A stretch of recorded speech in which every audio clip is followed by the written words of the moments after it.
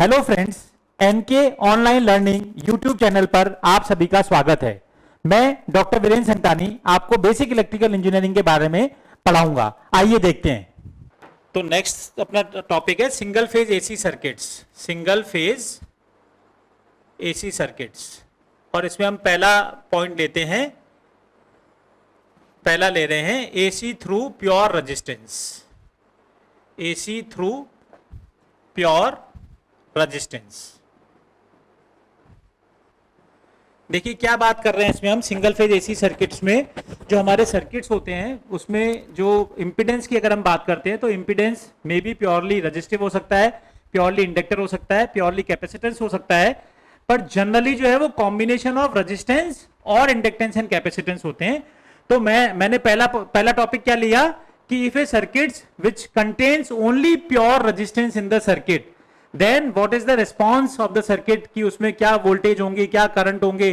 जो मैं बार बार बोल रहा था अभी आपको कि वोल्टेज और करंट सेम फेज में होते हैं। रेजिस्टेंस में, इंडक्टर में करंट 90 डिग्री से लैग करती है, कैपेसिटर में करंट 90 डिग्री से लीड करती है। तो वो सारी चीजें अपने को बिल्कुल क्लियर होती चली जाएंगी जब अभी अपन प्योर रेजिस्टेंस की बात कर रहे हैं। मींस कि अगर मैंने ये रेजिस्टेंस आर रेजिस्टेंस लिया और इस आर रेजिस्टेंस में जो है सिंगल फेज सप्लाई जो है, this is V is equal to Vm sin omega t, this is resistance, और इसमें जो है करंट ये फ्लो हो रही है। तो पहला एग्जांपल मैंने क्या लिया कि when a AC that is V equal to Vm sin omega t is applied across the pure resistance, और तब इसमें करंट फ्लो हो रही है, तो सर्किट का क्या बिहेवियर होता है। तो देखिए वोल्टेज क्या चीज हुई, V is equal to Vm sin of omega t. तो करंट क्या होगी इस केस में, I इज इक्वल टू क्या बनेगा, V अपॉन R, यानी Vm sin of omega t divided by R। तो Vm बाई R क्या हो जाएगा, Vm by R becomes Im sin omega t. तो if voltage which is applied to single phase AC circuit through pure resistor is V is equal to Vm sin omega t, then current हमने क्या calculate की, current will be Im sin of omega t. तो अगर voltage आपका Vm sin omega T है तो current क्या निकल के आया, Im sin ओमेगा टी, जहां पर Im की वैल्यू क्या है, जहां पर Im will be equal to Vm divided by R। तो अगर मैं इसको फेजर रिप्रेजेंटेशन में रिप्रेजेंट करता हूं तो देखिए अगर ये ओमेगा टी एक्सिस है और ये वोल्टेज वेवफॉर्म है, this is voltage, this is suppose voltage, and here this maximum magnitude is Vm। तो जो करंट है that is Im sin omega T, और Im का मैग्नीट्यूड कितना है, Vm बाई R, यानी ठीक साइनसोइडल ही होगी, लेकिन मैग्नीट्यूड क्या हो गया, कम हो गया। तो इसकी वेवफॉर्म कैसे बनेगी, बिल्कुल एज इट इज बनेगी, लेकिन मैग्नीट्यूड जो है वो क्या हो गया, कम हो गया। तो यहां पे ये जो मैग्नीट्यूड है वो क्या बनेगा, this magnitude is Vm divided by R, और ये जो वेवफॉर्म है दैट इज I, और इसका जो मैग्नीट्यूड है that is Vm divided by R। तो अगर मैं इसका फेजर डायग्राम बनाऊं और अगर मैंने वोल्टेज को रेफरेंस लिया Vm, तो करंट क्या बनेगी, सेम फेज में Im that is equal to Vm by R। So this is phasor representation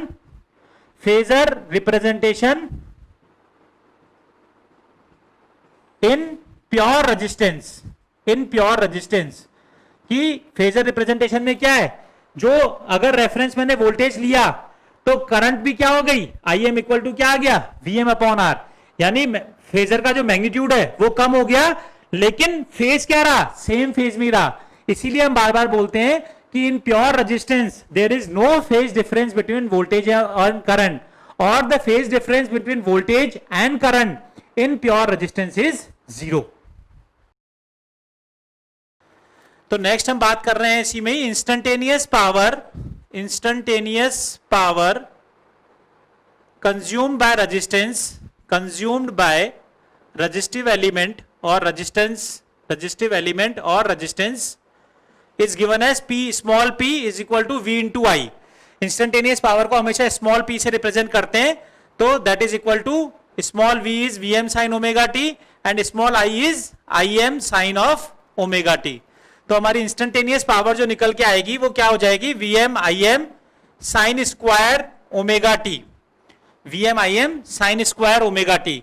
तो इसको अगर मैं सॉल्व करूंगा तो ये क्या बनेगा, Vm Im sin square omega t को कर दिया मैंने 1 minus cos 2 omega t divided by 2, और इसको अगर मैंने ऐसे लिख दिया Vm by root 2 into I M by root two और इंटू में 1 minus cos two omega t. तो ये आपकी पावर क्या निकल के आ जाएगी, V M by root two is V R M S I R M S 1 minus cos two omega t, यानी इंस्टेंटेनियस पावर क्या निकल के आ गई, V R M S I R M S minus V R M S I R M S cos 2 omega t.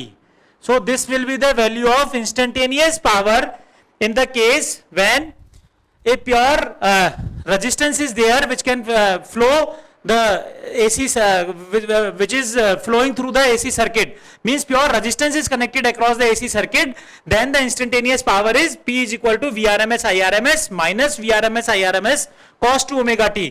That means this is the constant term and this is the frequency which is twice as compared to the frequency of voltage and currents, because voltage है frequency omega t, current is also frequency of omega t, but here यहाँ पे कितनी frequency आ रही है 2 omega t. तो इसके दो terms हैं इंस्टेंटेनियस पावर की, जिसमें ये तो कांस्टेंट पावर हो गई और ये जो है फ्रीक्वेंसी जो कि जिसकी फ्रीक्वेंसी जो है वो वोल्टेज और करंट के कंपैरिजन में डबल फ्रीक्वेंसी है। तो देखिए अगर एवरेज पावर की बात करें, एवरेज पावर ड्यूरिंग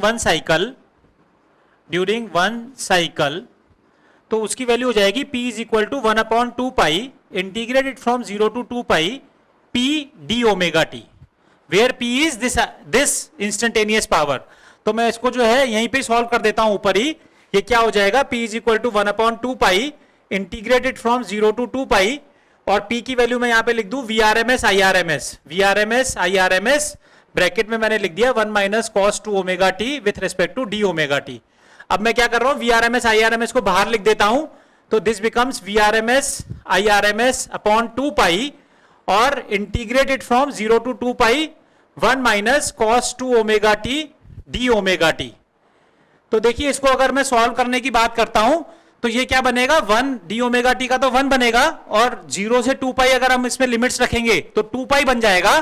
तो मैं यहां पे लिख रहा हूं इसको VRMS IRMS अपॉन 2 पाई और ये ब्रैकेट में मैं सीधा इसको 1 डी ओमेगा टी का 1 बना, लिमिट्स रखी 2 पाई माइनस 0 तो ये बना 2 pi minus cos 2 omega t d omega t. तो cos 2 omega t d omega t के रेस्पेक्ट में क्या बन जाएगा, साइन 2 ओमेगा टी अपॉन 2 और उसमें जब मैं 0 से 2 पाई रखूंगा तो साइन 4 पाई और साइन 0 ही बनेगा। तो ये वाली टर्म फाइनली 0 ही बनेगी।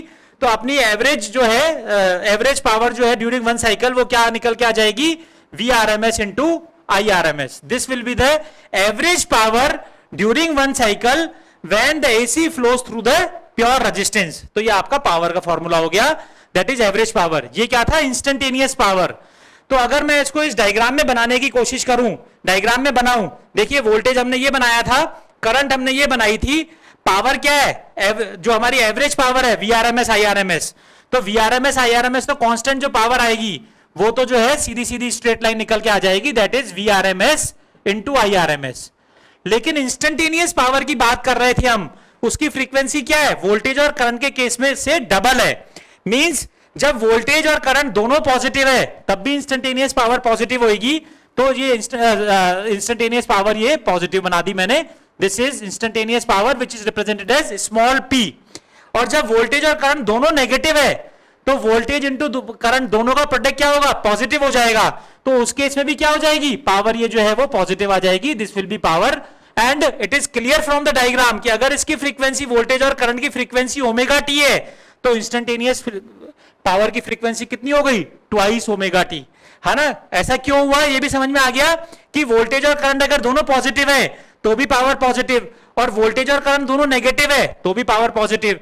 तो आपकी फ्रीक्वेंसी क्या हो गई, 2 times of as compared to the voltage and current frequency, and which is also clear from the expression. So again I am going to recap.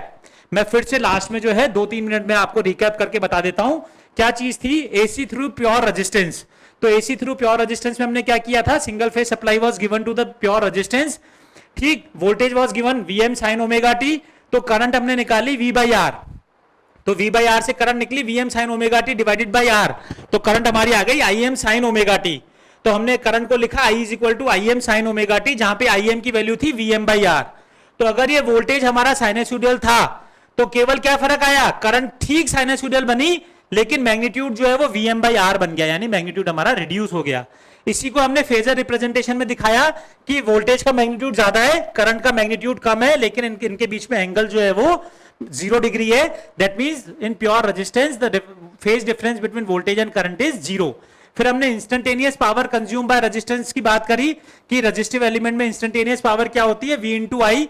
तो V था हमारा Vm sine omega T, current था हमारा Im sine omega T. इसको जब solve किया तो power हमारी निकल के आई Vrms Irms minus Vrms Irms cos 2 omega t, यानी इसकी दो टर्म्स निकल के आई, एक तो कांस्टेंट टर्म और दूसरी टर्म जिसकी फ्रीक्वेंसी डबल होती है। तो कांस्टेंट टर्म मैंने यहां पे दिखा दी Vrms Irms, और फ्रीक्वेंसी डबल जो होती है वो मैंने आपको क्या बताया कि जब वोल्टेज और करंट दोनों पॉजिटिव होती है तब भी पावर पॉजिटिव, और जब दोनों वोल्टेज और करंट दोनों नेगेटिव है तब भी पावर पॉजिटिव। तो आपकी फ्रीक्वेंसी क्या हो गई, पावर की फ्रीक्वेंसी, वोल्टेज और करंट के केस में फ्रीक्वेंसी डबल हो गई। इसके बाद हमने निकाला average power during one cycle. Average power क्या होती है, क्या फॉर्मूला होता है, 1/2 pi integrated from 0 to 2 pi p d omega t, जहां पे ये पी क्या है, इंस्टेंटेनियस पावर है।